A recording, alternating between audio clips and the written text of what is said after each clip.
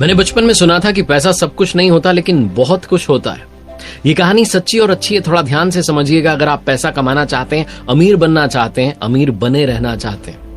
Robert T Kiyosaki नाम के इंसान की कहानी है। जब 5th क्लास में पढ़ते थे, जिस स्कूल में पढ़ते थे, वहां देखते थे कि अमीरों के बच्चे आते थे, उनके माता पिता, उनके पेरेंट्स आते थे महंगी गाड़ी में उनको छोड़ने के लिए। उन बच्चों के पास में महंगे आइटम होते थे। रॉबर्ट के जो फादर थे वो एक टीचर थे, PhD होल्डर थे, अच्छी पढ़ाई की थी, लेकिन कम कमाते थे। रॉबर्ट ने कहा मेरे डैड तो पुअर डैड है। रॉबर्ट घर पर गए एक दिन स्कूल से परेशान होकर के, यही सोचते जा रहे थे कि मेरे पास में ये सब चीजें क्यों नहीं है, मेरे पापा कार से छोड़ने क्यों नहीं आते हैं। जाकर के पापा से कहा कि पापा अमीर कैसे बन सकते हैं। तो पापा ने कहा यूज योर हेड, अपना दिमाग चलाओ। छोटा बच्चा 5th क्लास का क्या करता, अपने दोस्त माइक के पास में गया और उससे कहा कि आओ थोड़ा पैसा कमाते हैं। आसपास के एरिया में जितना टूथपेस्ट था, जितनी वो टूथपेस्ट की ट्यूब होती वो थी खाली वाली, उसको लेकर के आए। स्टील का बर्तन गैस पर रखा, गर्म पानी जो था उबलने के लिए छोड़ दिया, उसमें उसको डाल दिया और कुछ कोशिश में लगे थे। रॉबर्ट के फादर, रियल फादर जो है, घर पर आते हैं तो देखते हैं कि बच्चे क्या कर रहे हैं। उन्होंने कहा क्या कर रहे हो? तो रॉबर्ट कहते हैं कि पापा हम मनी कॉइन्स बनाएंगे, इससे सिक्के बनाएंगे। वो हंसने लगते हैं और कहने लगते हैं कि ये इल्लीगल है, ये नहीं करना चाहिए। फिर रॉबर्ट को लेकर के बैठते हैं अलग से और कहते हैं बेटा तुमने उस दिन सवाल पूछा था कि अमीर कैसे बन सकते हैं। मैंने मेरी लाइफ में पैसे के बारे में सोचा ही नहीं, एक नौकरी के बारे में सोचा, नौकरी करता रहा। पैसा ज्यादा कैसे कमा सकते हैं तो ख्याल ही नहीं आया। तुम्हारा जो दोस्त है माइक, उसके फादर बिजनेसमैन है। माना वो सिर्फ 8वीं पास है, मेरी तरह इतनी उन्होंने पढ़ाई नहीं की, सिर्फ 8वीं पास है, लेकिन वो तुम्हें बता सकते हैं कि अमीर कैसे बनते हैं। 9 साल का बच्चा माइक के डैड के पास जाता है, जिन्हें कहता है रिच डैड, और उनसे समझना शुरू करता है। कहानी की शुरुआत होती है, 30 साल तक समझता है। फाइनेंशियल जो एजुकेशन है वो उससे मिलती है और कमाल करके दिखाता है। रॉबर्ट टी कियोसाकी, जिनकी किताब है रिच डैड पुअर डैड, उसकी समरी आपको समझाने का प्रयास कर रहे हैं। इससे पहले कि क्या सीखना चाहिए rich dad poor dad book से, मैं आपको बताना चाहता हूं कि जो इसके ऑथर हैं रॉबर्ट टी कियोसाकी, उन्होंने इस बुक में यह भी बताने की कोशिश की कि मेरे जो फादर थे, यानी कि जिनको वो रिच डैड कह रहे हैं, यानी कि दोस्त के फादर, और पुअर डैड यानी कि उनके रियल फादर, उनकी सोच में कितना डिफरेंस था। बचपन में वो बोलते हैं कि मैं सोचा करता था, कंफ्यूजन था, क्योंकि मैं छोटा था, मैं समझ नहीं आता क्या करें। रिच डैड की सुननी चाहिए, पुअर डैड की सुननी चाहिए, क्योंकि पैसों के बारे में दोनों का जो एटीट्यूड था, जो पर्सपेक्टिव था, वो बिल्कुल डिफरेंट था। हालांकि दोनों ही चाहते थे कि रॉबर्ट लाइफ में ग्रो करे। उनके पुअर डैड यानी कि रियल डैड जो थे वो ये कहते थे कि हम ये नहीं ले सकते हैं, हम वो नहीं ले सकते हैं, लेकिन जो रिच डैड थे उन्होंने ये लाइन कभी कही नहीं। जो पुअर डैड थे वो कभी भी डिनर टेबल पर डिस्कस करना पसंद नहीं करते थे पैसे के बारे में, लेकिन रिच डैड जो थे वो पैसे के बारे में डिस्कस करते रहते थे। जो रिच डैड थे वो ये कहते थे कि तुम्हें अपने आप से पूछना चाहिए, मान लो तुम्हें कोई चीज पसंद आ गई तो तुम्हें अपने आप से पूछना चाहिए कि इस चीज को कैसे ले सकते हैं। कई बार हम ये सोचते हैं कि तो मेरे बस की बात नहीं है और दिमाग को वहीं पर स्टॉप कर देते हैं, दिमाग उस बारे में सोचना ही बंद कर देता है, फाइल क्लोज हो जाती है।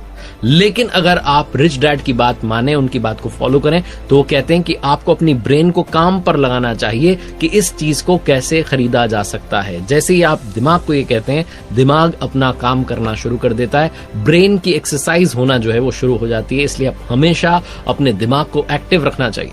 पुअर डैड का यह मानना था कि रिस्क नहीं लेनी चाहिए, और रिच डैड ये कहते हैं कि रिस्क को मैनेज करना आना चाहिए। एक टर्म है कैलकुलेटिव रिस्क, वो लेनी चाहिए। पुअर डैड कहते थे कि बहुत सारी पढ़ाई करो, डिग्री लो, एक सिक्योर्ड जॉब करो। रिच डैड कहते थे कि पढ़ाई करो और पैसा कैसे काम करता है वो सीखो। पैसे के लिए काम मत करो, बल्कि उस पैसे को काम पर लगाना शुरू करो। तो 19 साल की उम्र में रॉबर्ट यानी कि इस बुक के जो ऑथर हैं वो डिसाइड कर लेते हैं कि रिच डैड की सुनेंगे, पैसों के बारे में सीखेंगे और लाइफ में ग्रो करते जाएंगे। अब क्या सीखने समझने वाली बात है, आइए उसके बारे में बात करते हैं। रिच डैड जो है वो ये कहते थे कि आप कितना पैसा कमा रहे हैं ये इंपॉर्टेंट नहीं है, इंपॉर्टेंट ये है कि आप कितना पैसा बचा रहे हैं। बहुत सारे लोगों को ये पता ही नहीं होता है। आपने देखा है वो सेलिब्रिटीज, वो सिंगर्स, वो एक्टर्स जो कि एक समय में बहुत अमीर थे, करोड़ों में कमाई कर रहे थे, लेकिन एक समय के बाद में उनके पास में कुछ बचता नहीं है, वो बैंकरप्ट हो जाते हैं, गरीब हो जाते हैं। जो एक महंगी लाइफस्टाइल मैनेज कर रहे थे, कुछ भी नहीं बचता है, क्योंकि वो फाइनेंशियली नॉलेज नहीं गेन कर पाए, अपने पैसे को मैनेज नहीं कर पाए और अमीर नहीं बने रहे। Rich dad poor dad book जो है आपको यही सिखाती है कि अमीर बनना और अमीर बने रहना दोनों में बहुत सारा अंतर होता है। अगर आप थोड़ा समझना चाहते हैं, इस कैश फ्लो को समझना चाहते हैं, तो सबसे पहले आपको एसेट के बारे में, लायबिलिटीज के बारे में समझना होगा। रिच डैड कहते हैं कि एसेट जो है वो आपकी जेब में पैसा डाल रहा है, लायबिलिटीज जो है वो आपकी जेब से पैसा निकाल रही है। अगर आप अमीर बनना चाह रहे हैं तो एसेट आपको खरीदनी होंगी, अगर आप मिडिल क्लास और लोअर क्लास लाइफ जीना चाह रहे हैं तो आपको लायबिलिटीज खरीदनी होंगी। कोई भी अमीर आदमी चाहे पढ़ा लिखा ना हो, जैसे कि रिच डैड जो है वो सिर्फ 8वीं पास है, लेकिन वो फाइनेंशियली लिटरेट होता है, फाइनेंशियली साउंड होता है, उससे सब कुछ मालूम होता है कि पैसा कैसे काम करता है, पैसे को कहां लगाना चाहिए और कितना मुझे बेनिफिट हो सकता है। हर आदमी की लाइफ में एक इनकम स्टेटमेंट, बैलेंस शीट और कैश फ्लो होता है। इनकम स्टेटमेंट को एक तो इनकम और एक्सपेंसेस में जो है उसको डिवाइड किया जाता है, जो बता रहा है कि कितना आ रहा है और कितना जा रहा है। बैलेंस शीट में भी 2 पार्ट होते हैं, एक एसेट होता है, दूसरा लायबिलिटीज होता है। तो आपके एसेट जो है आपके लिए पैसा बना रहे हैं, आपको पैसा कमा के दे रहे हैं, जैसे कि जमीन है, शेयर मार्केट है, या आपने बॉन्ड्स में पैसा लगाया, या आपकी इंटेलेक्चुअल प्रॉपर्टी है। लायबिलिटीज जो है इसका मतलब कि आप सिर्फ और सिर्फ लोन चुका रहे हैं। तो सबसे पहले समझते हैं गरीब आदमी का कैश फ्लो। गरीब आदमी का जो कैश फ्लो है उसकी सिर्फ और सिर्फ जो सोर्स ऑफ इनकम है उसकी सैलरी है, यानी कि तनख्वाह है। तनख्वाह एक तय समय पर आती है और जैसे ही आती है एक्सपेंसेस शुरू हो जाते हैं। एक्सपेंसेस में उसे घर का किराया देना है, खाना है, कपड़े हैं, सारा का सारा पैसा एक्सपेंसेस में चला जाता है। उसके पास में नील बटा सन्नाटा बचता है। गरीब आदमी की बैलेंस शीट देखेंगे तो जो एसेट्स का कॉलम है वो हमेशा ब्लैंक रहता है, लायबिलिटीज में ही उसका सारा पैसा जो है चला जाता है, यानी कि इनकम आती है और चली जाती है, रुकता कुछ भी नहीं है। ये होता है गरीब आदमी का कैश फ्लो। गरीब आदमी के कैश फ्लो को और मिडिल क्लास आदमी के कैश फ्लो को अगर आप समझेंगे तो ज्यादा डिफरेंस नहीं दिखेगा, क्योंकि यहां पर भी एसेट का कॉलम खाली है। जो मिडिल क्लास लोग होते हैं उनका एक सेट पैटर्न होता है, शादी हो जाती है, उसके बाद में किसी नए शहर में जॉब की तलाश में चले जाते हैं, वहां एक किराए का घर लेते हैं। किराए का घर लेने के बाद में लगता है कि अब अपना घर बनाना चाहिए, अपने घर के लिए पैसा कमाना है, पैसा कमाना है, पैसा कमाना है। थोड़ा सा जो है वो एक डाउन पेमेंट की जितना पैसा जो है वो इकट्ठा करते हैं, फिर घर की जो है डाउन पेमेंट देते हैं, फिर शुरू हो जाता है लोन। और लोन तो चल ही रहा है, साथ साथ उस घर को सजाना चाहते हैं, इंटीरियर पर खर्चा करते हैं, फर्नीचर अच्छा लेना है, दूसरा सामान लेना है, कार अच्छी लेनी है। कुल मिलाकर के लायबिलिटीज का जो कॉलम है उसको भरते चले जाते हैं। Car loan, home loan, credit card loan, बहुत सारे लोन जो है वो चलते चले जाते हैं। पैसा आता तो है, इनकम आती तो है सैलरी के रूप में, लेकिन वो सीधी आकर के लायबिलिटीज में चली जाती है, बचता कुछ भी नहीं है। एसेट का कॉलम पूरी तरीके से खाली रह जाता है। अब समझते हैं अमीरों का कैश फ्लो आखिर होता कैसा है। जो अमीर है उनका कैश फ्लो क्या होता है। अगर आप इनकम वाला कॉलम देखेंगे तो उसमें भी 3-4 चीजें हैं, सिर्फ सैलरी पर ही डिपेंडेंट नहीं है। इंटरेस्ट जो है उसका पैसा आ रहा है, कैपिटल गेन जो है उसका पैसा आ रहा है, डिविडेंड जो है उसका पैसा आ रहा है, रॉयल्टीज का पैसा आ रहा है। और जब बात करते हैं एक्सपेंसेस की तो वही एक्सपेंसेस जो सबके हैं, टैक्स भी देना है, खाना भी है, कपड़े भी हैं, बच्चों की एजुकेशन भी है, ये सब तो है ही।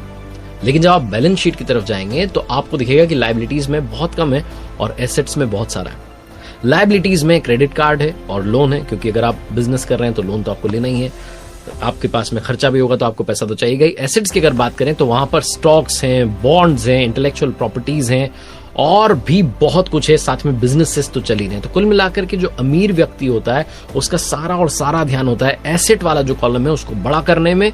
जो गरीब है और जो मिडिल क्लास है उनको लगता है कि लायबिलिटीज जो है उसमें आनंद है, थोड़ा बहुत पैसा भी बच रहा है तो कहीं और खर्च करते हैं, घूम कर आ जाते हैं, पैसा जो है ज्यादा से ज्यादा खर्च करते हैं, अपने पास नहीं रखते हैं। उन्हें उस पैसे का सही इस्तेमाल करना नहीं आता। अगर उनके पास में पैसा भी आ गया तो वो तुरंत उसे अपने पास से बाहर भेजना चाहते हैं किसी ऐसी जगह पर, कई बार तो बिना सोचे समझे डिसीजन लेते हैं और वो ऐसी जगह पर पैसा चला जाता है कि जाकर के फंस जाता है।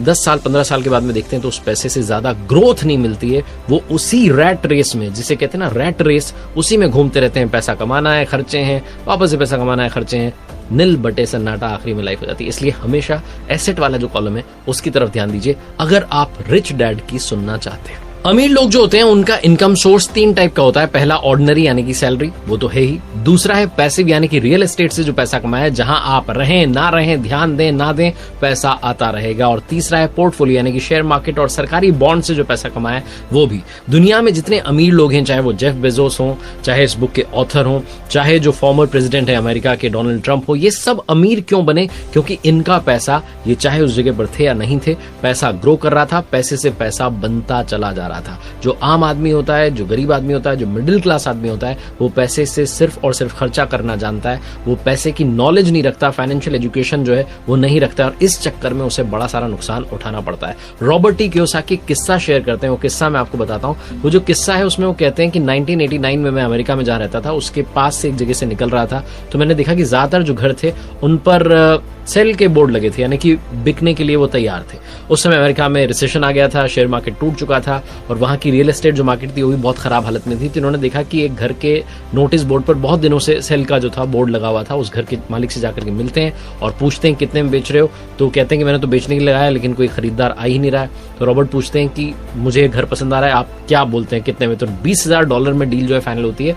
रॉबर्ट उस घर में किराएदार रख देते हैं, 2 साल तक किराएदार वहां रहते हैं। तब तक रियल एस्टेट का जो मार्केट था वो वापस से बूम पर आता है, वापस से ग्रो करने लगता है और उस जगह की वैल्यू बढ़ जाती है। रॉबर्ट 2 साल के बाद में $95,000 में उसे बेच देते हैं, बहुत सारा प्रॉफिट भी होता है, और 2 साल में जब तक वो जगह वहां थी तब तक किराएदार रख करके वो पैसा भी बना लेते हैं। कुल मिलाकर के कहने का मतलब ये है कि पैसे से पैसा बन सकता है। ये जो रियल एस्टेट का जो बिजनेस है ये रॉबर्ट टी कियोसाकी को समझ में आ गया और वो लाइफ में ग्रो करते चले गए। मैकडोनल्ड्स की बात करें तो मैकडोनल्ड्स सिर्फ बर्गर बेचकर के पैसा नहीं कमा रहा है, मैकडोनल्ड्स जो है वो पैसा कमा रहा है रियल एस्टेट में इन्वेस्टमेंट की वजह से भी, क्योंकि आज उनके पास में पूरी दुनिया में बहुत सारी रियल एस्टेट की प्रॉपर्टीज हैं। रिच डैड पुअर डैड में 3 कमाल की बातें बताई गई हैं। सबसे पहली, अर्निंग पर नहीं लर्निंग पर ध्यान दीजिए, क्योंकि लर्निंग यानी कि सीखना जीवन की प्रक्रिया है और ये अनंत तक चलती चली जाती है। आप जितना सीखेंगे उतना कम है। फाइनेंशियल लर्निंग बहुत इंपॉर्टेंट है, क्योंकि गलतियां होती रहेंगी,